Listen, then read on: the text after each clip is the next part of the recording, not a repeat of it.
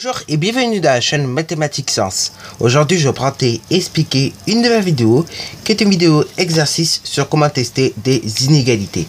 Alors donc là déjà on va le faire de manière très simple et après donc dans la prochaine vidéo on verra également comment on teste des inégalités pour résoudre un problème. Bon, là le but de cette vidéo n'est pas de résoudre de tester des inégalités pour résoudre un problème, mais ce n'est juste que de tester les inégalités de manière basique. Alors donc là on peut rappeler qu'est-ce que c'est qu'une inégalité. Donc une inégalité, ok, souvent quand on pense à ça, on peut également penser à une inéquation, ok.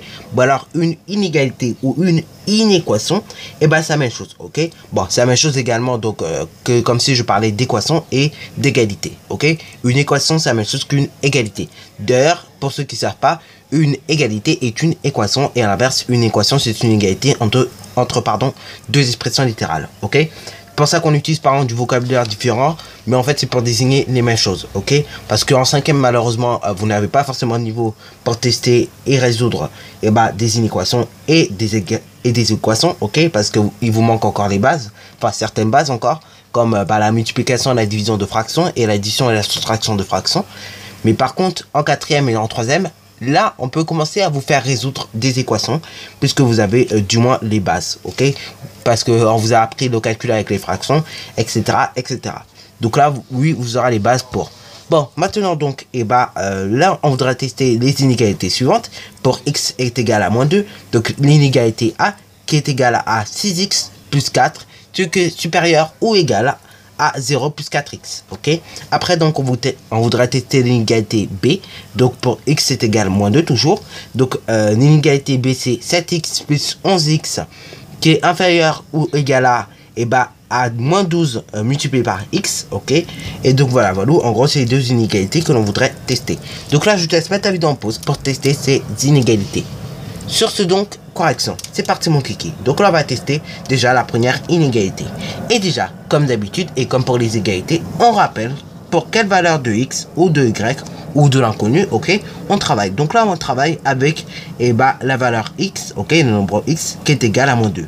Donc là on met pour x qui est égal à moins 2. Ok, après on peut mettre on a, mais bon là on va dire pour aller un peu plus rapidement, je vais pas forcément mettre on a, ok. Donc pour x est égal à moins 2. Et du coup on a donc 6x plus 4, ce qui est égal, si tu développes un peu ça, ça fait 6 fois x, ce qui est égal à 6 fois moins 2, ok. Donc là on n'oublie pas la parenthèse pour le moins 2, ok, comme ça au moins ça évite de faire des petites bêtises. Plus 4. Là maintenant nous avons ce genre d'expression, on sait la calculer. 6 multiplié par moins 2 plus 4, on sait calculer cette expression là. Et oui, là nous avons une multiplication, je rappelle, multiplication qui est prioritaire sur nos additions et nos soustractions. Donc là comme d'habitude j'effectue en premier la multiplication. Et donc là 6 multiplié par moins 2, ça fait combien? Ça fait moins 12. Et oui, règle des signes encore une fois. La règle des signes qui nous dit dans ce cas là, quand on a une multiplication avec des nombres relatifs qui ont des signes différents, et du coup à l'arrivée on obtient un résultat négatif, ok. Voilà. Donc là on obtient moins 12. Moins 12 que tu additionnes à 4, ok. Donc 4 qui est un nombre positif, je rappelle. Et du coup en gros tu fais la soustraction des parties numériques, tu obtiens 8. Et donc là ça sera moins 8 puisque 4 est inférieur à 12, ok. Donc du coup là on obtient moins 8.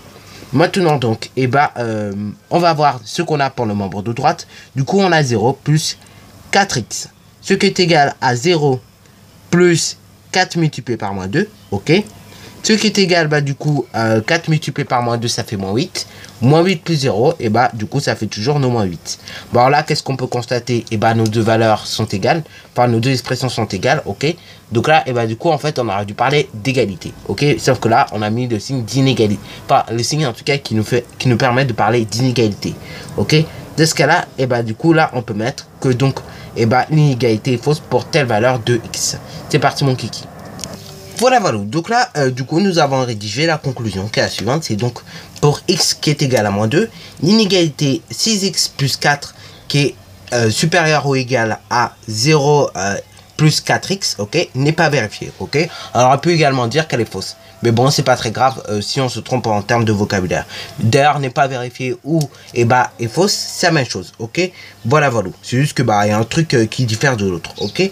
Bon, maintenant c'est parti mon kiki pour vérifier l'inégalité B, ok, qui est 7x plus 11x qui est inférieur ou égale à eh ben, moins 12 multiplié par x.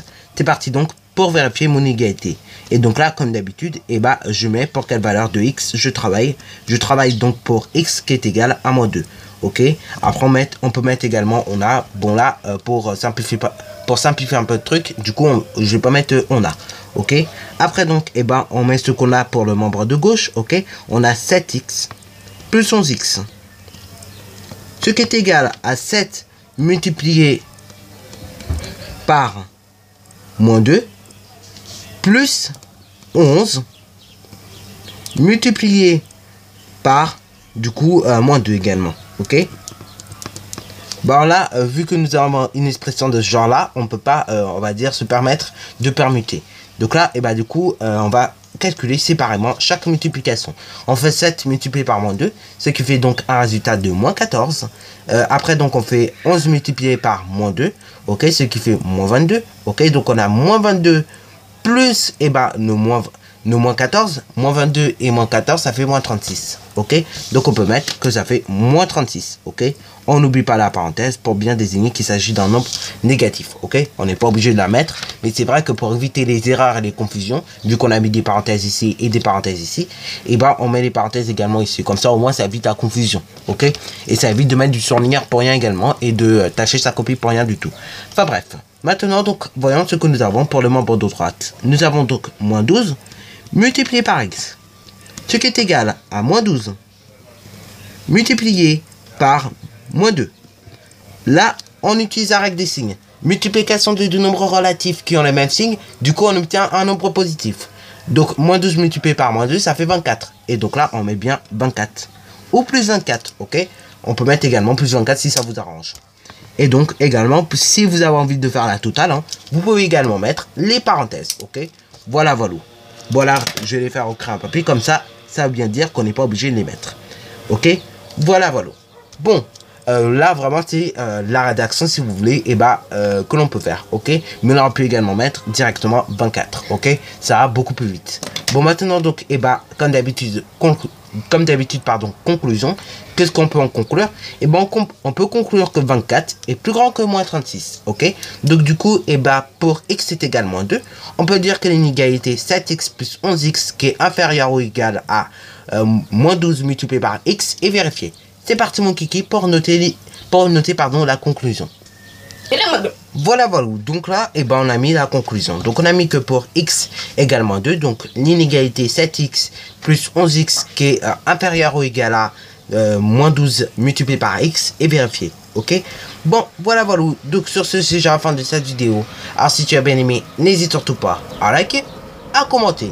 Et bonne réussite à toi en mathématiques et en sciences. Et je rappelle donc que dans 14 jours, si je me trompe pas, non je me trompe, dans 12 jours pardon, il y aura éclipse de lune, ok. Bon, sur ce donc c'est déjà la fin de cette vidéo.